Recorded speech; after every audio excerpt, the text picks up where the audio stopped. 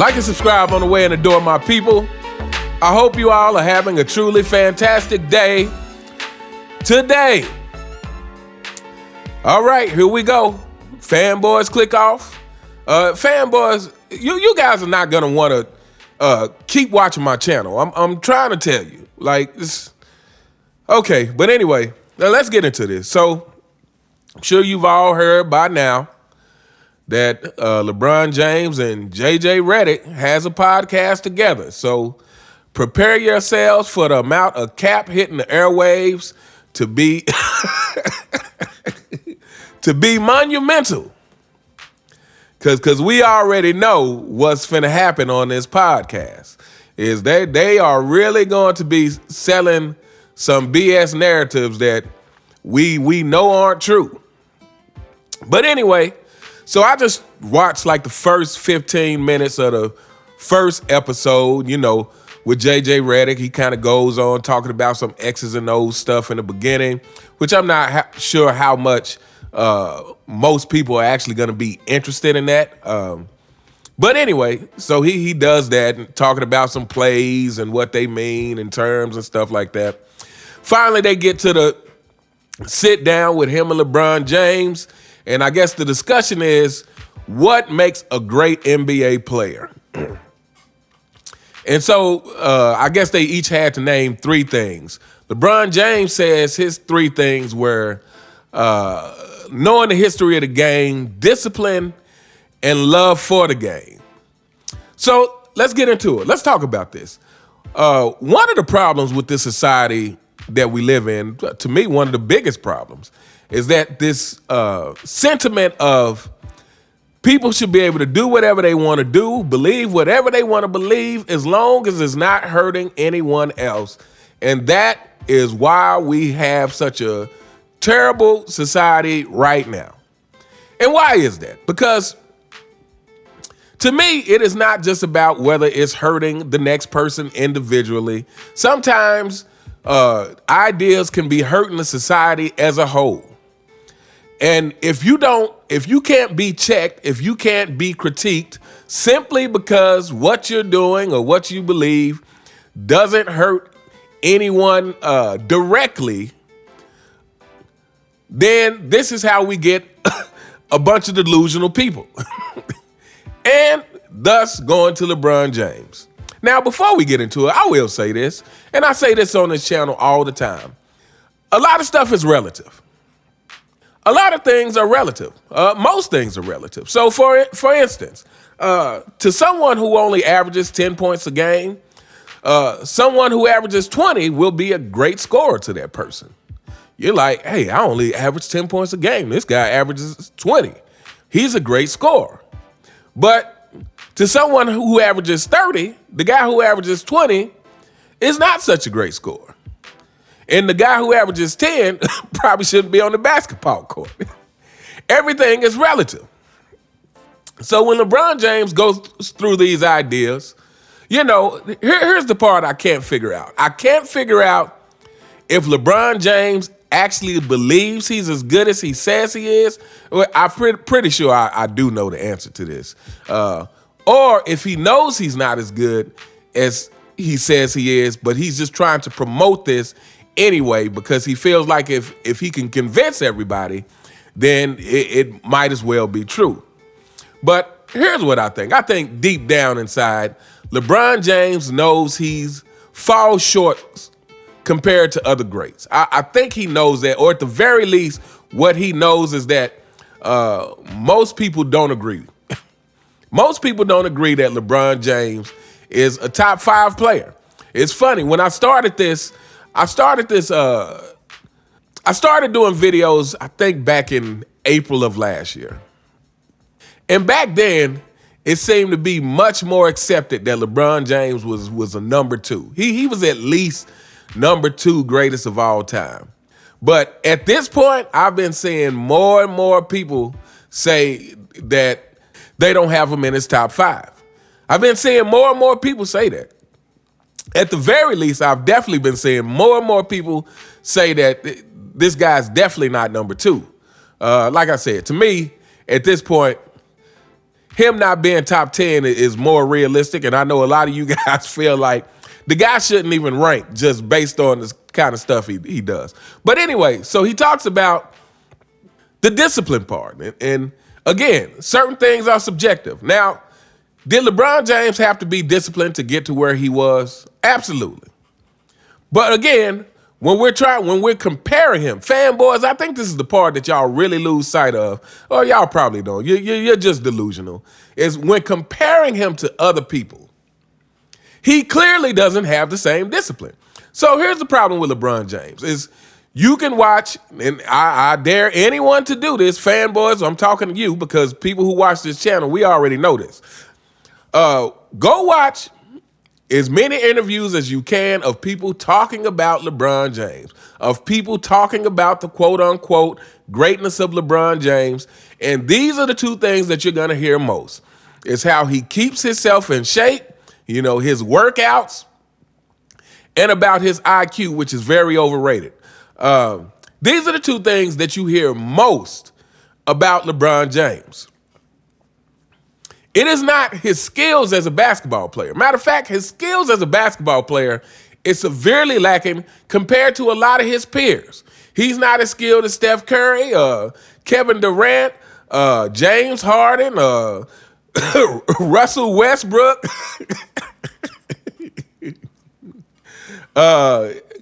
Actually, he may be in a similar vein to Russell Westbrook in some respects, just because I feel like Russell was a very athletic dude who his career greatly started to decline as his athleticism started to decline, which is probably evidence that he's not on the juice. But anyway, just countless of players. I mean, LeBron James is just in terms of skill, it's one of the least skilled superstars that we've ever seen, if not the least. And it hasn't got any better. Like, there's not a definitive thing that you can point to LeBron James and be like, oh, man, he's great at this.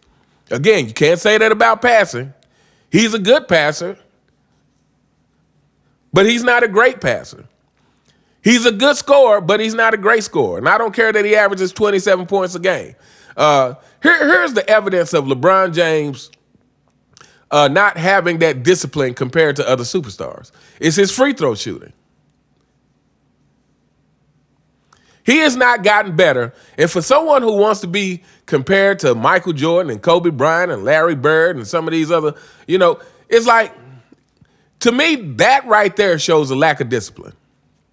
The fact that you don't have a signature move shows a lack of discipline. The fact that you don't have great handles and they hadn't gotten better, to me, LeBron James' handles arguably have gotten worse over the years. I mean, he just looks clumsy out there a lot of times. Not to mention, they let you, do you go back and watch your games, LeBron James? That's what I would really like to know. Like, do you go back and watch him like, oh, wow, I took 5 or 6 steps right there. Let me work on that. Or do you go back and watch him and be like, oh, man, I fooled the refs again. Good job, LeBron. I really want to know. So when we talk about this discipline thing, again, did LeBron have to have discipline to get to where he was? Absolutely. But in relative to other people, and especially the greats that he wants to be compared to, he's obviously lacked discipline in certain areas of the game. He's not a great off-ball player. Again, why LeBron James had his best seasons in Miami is because there were people holding him accountable, who was making him do stuff that he wouldn't normally do. Playing off the ball was one of them, and it helped. But even in Miami years, look, LeBron James is not a great, fierce off-the-ball player. When you think about how Michael Jordan played off the ball, like Michael Jordan was just as much a killer off the ball as he was with the ball in his hand. And this is the thing. Your mentality bleeds into everything that you do. Everything about Michael Jordan as it relates to basketball was a killer. He was a killer in practice. He was a killer with or without the ball. He was a killer on defense. Like, this mentality permeated every aspect of Michael Jordan's game. And again, so, the whole discipline thing, that's relative. But in comparison to, relative to the other greats, LeBron James clearly has been lacking some discipline. And so the other thing, now I'm not going to really address the whole knowing the history of the game thing. But the other thing he talks about is love for the game. Again, does LeBron James in actuality love the game of basketball? Of course he does, in some way. But in compared to the other greats, absolutely not. Absolutely not. Michael Jordan had the love of the game clause in his contract saying, you can't stop me from playing basketball. You cannot stop me from playing basketball. I get to play when and where I want. While LeBron James, again, has missed somewhere in the range of 20 games for the last 5 or 6 seasons. You cannot tell me you love the game the same way that Larry Bird was playing with a bad back for like the last few years of his season, of his career. With excruciating back pain. So bad to the point to where he finally retired. When he finally retired, Larry Bird said he was ready. Like he didn't miss. Like it was like a relief because he was playing in so much pain. But as long as he was on that basketball court, he felt the obligation to give 100%. These are the competitors of the past. He felt a contractual obligation to fulfill his contract, meaning not just do enough to get through, but to give his absolute best. He felt that same way for the fans. Again, this is what we're talking about. When you're in a day and age to where you can say something, well, at the end of the day, these people that's criticizing me, they got to go back to their miserable little lives, and I'm still going to be a billionaire sitting in my mansion. This is why you fanboys say that, because LeBron James said it. This is why you fanboys say that, because LeBron James said it. So again, that love of the game is relative. That love of the game, that love for the game is relative. Because let me tell you something. When you think that tricking the refs is again, see, this is where we get into it's like relationships. A lot of people say they love somebody, but what they really love is what that person does for them. Let me say this one more time. A lot of people say that they love someone, but what they actually love is what that other person does for them. This is how LeBron James loves the NBA. He loves what the NBA does for him. Because to me, if you love the game that much, you wouldn't be flopping. You wouldn't be cheating the game like that. If you love the game that much, you wouldn't think that missing games and you would be you would feel that you owed the game. But LeBron James talks about how much he's done for the game. Michael Jordan talked about how much the game has done for him, what the game allowed him to do. Talked about basketball being his refuge. While LeBron James is talking about what he's done for the game of basketball. Man, please. Man, please. If you love the game, you love what the game of basketball does for you. You love the praise that it brings you. You love the money that it brings you. But if you love basketball like that, you wouldn't be flopping. Not doing that and want to be considered one of the greatest to ever play the game. No. If you love the game of basketball like that, you wouldn't be trying to manipulate public opinion. If you love the game of basketball, You wouldn't try to manipulate public opinion by putting your little minions out there, paying people to promote these narratives about you. Not if you love the game of basketball. If you love the game of basketball, you simply let your game speak for itself. And the game has spoken. And again, I'm going to say this as many times as it takes to get it through your fanboy's head, that no matter what you think, no matter what narratives is trying to be pushed, every year those polls come out about who people think is the GOAT.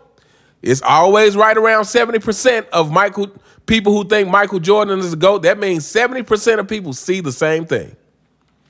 That means 70% of people see that Michael Jordan plays better than LeBron James, that he is greater than LeBron James. And more importantly, that means 70% of people don't see LeBron James the way that you guys see him and the way that he tries to promote himself.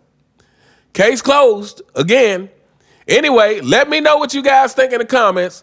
Did you catch the episode of the LeBron James and JJ Redick podcast, the podcast that is soon to be putting out more narratives than ever before? And what did you think of that podcast? Like I said, I hadn't watched the whole first episode. I only got through the first 15 minutes so far. And I'm sure there'll be more videos to come. But anyway, let me know what you guys think. You all have a truly fantastic day. And I'll see you next time. All right.